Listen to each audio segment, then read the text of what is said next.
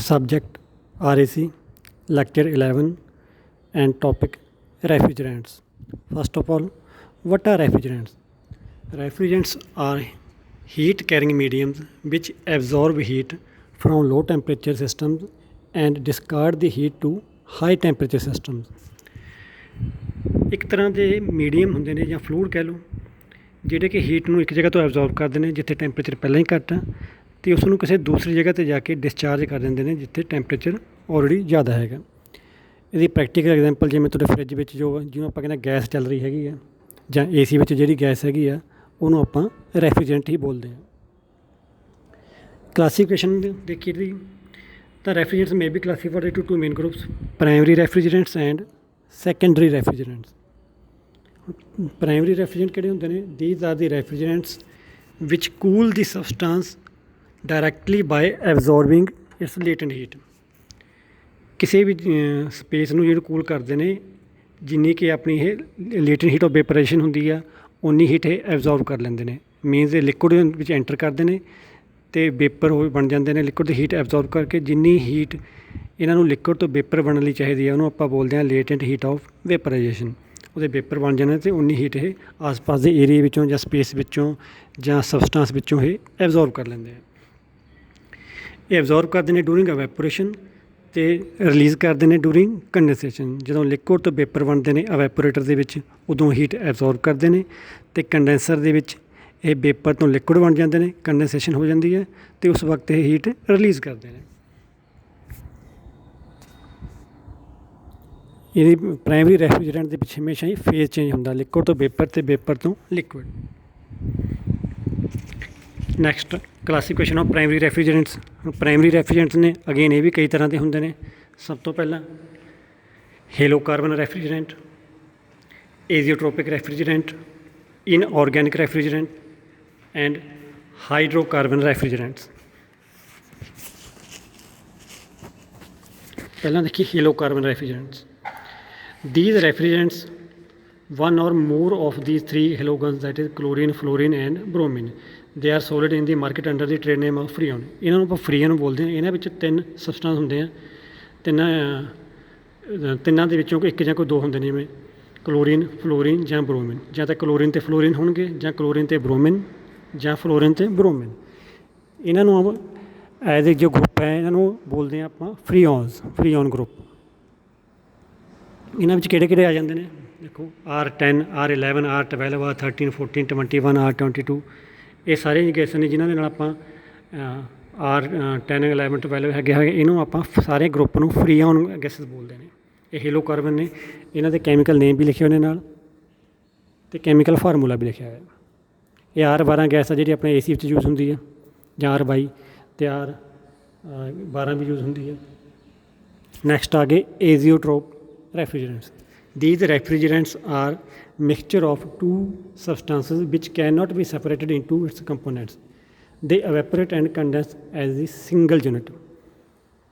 ਇਹ ਦੋ ਸਬਸਟੈਂਸ ਦਾ ਮਿਕਸਚਰ ਹੁੰਦੇ ਨੇ, ਪਰ ਇਹਨਾਂ ਨੂੰ ਦੋਨਾਂ ਨੂੰ ਅਲੱਗ-ਅਲੱਗ ਨਹੀਂ ਕੀਤਾ ਜਾ ਸਕਦਾ।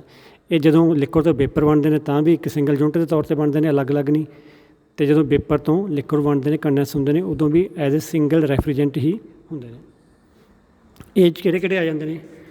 ਜਿਨ੍ਹਾਂ ਦੇ ਨਾਲ 500 ਲੱਗਿਆ ਹੁੰਦਾ, 5 ਲੱਗਿਆ ਹੁੰਦਾ, ਉਹਨੂੰ ਆਪਾਂ ਏਜ਼ੀਓਟ੍ਰੋਪ ਗਰੁੱਪ 'ਚ ਆਉਂਦੇ ਨੇ, ਜਿਵੇਂ R500, R502, R503, R504। ਜਿਵੇਂ R500 ਦੇ ਵਿੱਚ 73.8% R12 ਹੁੰਦੀ ਹੈ ਅਤੇ 26.2% R150। ਦੋਨਾਂ ਦਾ ਕੰਬੀਨੇਸ਼ਨ ਹੈਗਾ ਇਹਨਾਂ ਦਾ। ਇੱਦਾਂ ਹੀ R502 ਦੇ ਵਿੱਚ ਅਲੱਗ-ਅਲੱਗ ਗੈਸਾਂ ਦੇ ਵਿੱਚ ਦੋ ਗੈਸਾਂ ਦਾ ਕੰਬੀਨੇਸ਼ਨ ਕੀਤਾ ਹੁੰਦਾ। ਨੈਕਸਟ ਆ ਗਿਆ ਆਪਣੇ hydrocarbon ਰੈਫਰੀਜਰੈਂਟਸ। These are organic compounds. These are used in some industrial application।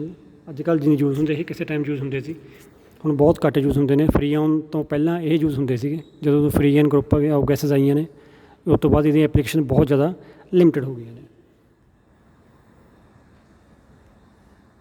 Last ਵਿੱਚ ਆ ਗਿਆ ਆਪਣੇ ਇਨਆਰਗੈਨਿਕ ਰੈਫਰੀਜਰੈਂਟਸ।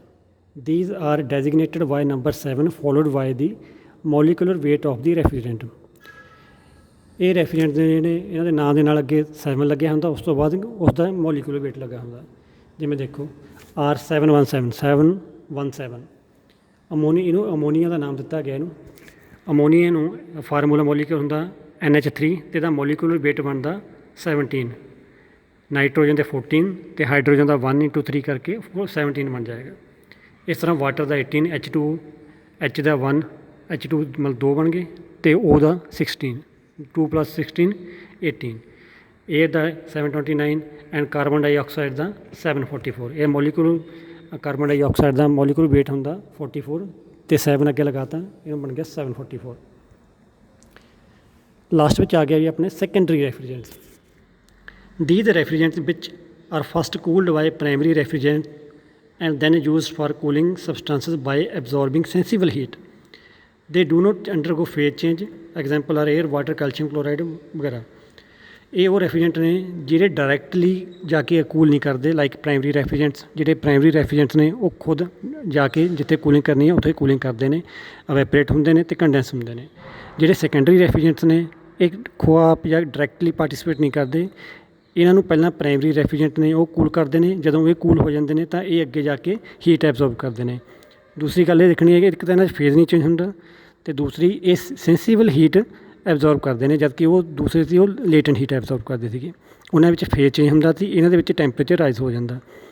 ਜਿਵੇਂ ਵਾਟਰ ਹੈਗਾ ਉਹਨੂੰ ਪਹਿਲਾਂ ਪ੍ਰਾਇਮਰੀ ਰੈਫ੍ਰਿਜਰੈਂਟ ਨਾਲ ਕੂਲ ਕੀਤਾ ਜਾਂਦਾ, ਜਦੋਂ ਬਹੁਤ ਠੰਡਾ ਹੋ ਜਾਂਦਾ ਅਤੇ ਫਿਰ ਉਹਨੂੰ ਜਿੱਥੇ ਟੈਂਪਰੇਚਰ ਘੱਟ ਕਰਨਾ ਉਸ ਸਪੇਸ 'ਤੇ ਭੇਜਿਆ ਜਾਂਦਾ, ਉੱਥੋਂ ਹੀਟ ਐਬਜ਼ੋਰਬ ਕਰ ਲੈਂਦਾ ਅਤੇ ਪਾਣੀ ਦਾ ਟੈਂਪਰੇਚਰ ਇਨਕਰੀਜ਼ ਹੋ ਜਾਂਦਾ। ਉਹਨੂੰ ਵਾਪਸ ਲਿਆਇਆ ਜਾਂਦਾ, ਵਾਪਸ ਲੈ ਕੇ ਫਿਰ ਉਹਨੂੰ ਕੂਲ ਕੀਤਾ ਜਾਂਦਾ। ਇਹਦੀਆਂ ਐਗਜ਼ਾਮਪਲ ਹੈਗੀਆਂ ਨੇ air, water, calcium chloride. Calcium chloride ਅਤੇ ਸੋਡੀਅਮ ਕਲੋਰਾਈਡ ਨੇ, ਇਹਨਾਂ ਨੂੰ ਬਰਾਈਨ ਬੋਲਦੇ ਆ। ਸੋਡੀਅਮ ਕਲੋਰਾਈਡ ਸਿੰਪਲ ਨਮਕ ਹੈਗਾ ਜਿਹੜਾ ਯੂਜ਼ ਕਰਦੇ ਆ ਆਪਣੇ ਘਰਾਂ 'ਚ, ਉਹਨੂੰ ਪਾਣੀ ਦੇ ਵਿੱਚ ਘੋਲ ਲਿਆ ਜਾਂਦਾ। ਉਸ ਦੇ ਘੋਲਣ ਨਾਲ ਇਹ ਫਾਇਦਾ ਹੋ ਜਾਂਦਾ ਕਿ ਵਾਟਰ ਦਾ ਜੋ ਫਰੀਜ਼ਿੰਗ ਪੁਆਇੰਟ ਆ ਉਹ ਬਹੁਤ ਘੱਟ ਜਾਂਦਾ, -15 -20 ਤੱਕ ਪਹੁੰਚ ਜਾਂਦਾ। ਅਦਰਵਾਈਜ਼ ਵਾਟਰ ਦਾ ਟੈਂਪਰੇਚਰ 0 ਤੋਂ ਜ਼ਿਆਦਾ ਨਹੀਂ ਘੱਟ ਸਕਦਾ। ਅਗਰ ਆਪਾਂ ਸੋਡੀਅਮ ਕਲੋਰਾਈਡ ਪਾ ਦਈਏ ਜਾਂ ਕੈਲਸ਼ੀਅਮ ਕਲੋਰਾਈਡ ਪਾ ਦਈਏ ਤਾਂ ਉਹਦਾ ਟੈਂਪਰੇਚਰ ਕਾਫੀ ਘੱਟ ਜਾਂਦਾ। ਵਿਦਆਊਟ ਫਰੀਜ਼ ਕੀਤੇ ਉਹ ਕਾਫੀ ਟੈਂਪਰੇਚਰ ਘਟਾ ਸਕਦਾ, ਕਾਫੀ ਜ਼ਿਆਦਾ ਹੀਟ ਐਬਜ਼ੋਰਬ ਕਰ ਸਕਦਾ। ਠੀਕ ਹੈ, ਇਹ ਆਪਣੇ ਸੈਕੰਡਰੀ ਰੈਫ੍ਰਿਜਰੈਂਟ ਨੇ।